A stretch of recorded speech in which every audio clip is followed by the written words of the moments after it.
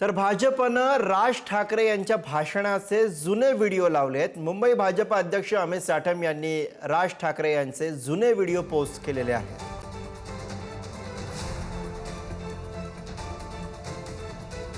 ते पूल वाहतूक याच्यावरती आतापर्यंत 5,860 कोटी रुपये खर्च झाला। जे रस्ते दरवर्षी खोदले जातात, ज्या रस्त्यांवरती दरवर्षी खड्डे पडले जातात, ज्या रस्त्यांवरती दरवर्षी पेवर ब्लॉक लावले जातात, ज्या रस्त्यावरचे पेवर ब्लॉक दरवर्षी उखडले जातात, ज्या रस्त्यामधनं आपण सतत जात असतो, ज्याची परत कामं काढली जातात आणि जगामध्ये मला नाही वाटत कुठच्या देशामध्ये खड्डे बुजवायचं बजेट असू शकतं। मुंबई महानगरपालिकेचं खड्डे बुजवायचं बजेट 60 कोटी रुपये। 60 कोटी रुपये फक्त खड्डे बुजवायचं दरवर्षीचं।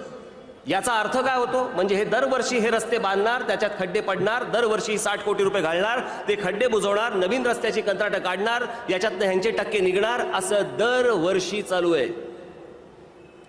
प्रत्येक वर्षी रस्ते, पूल, वाहतूक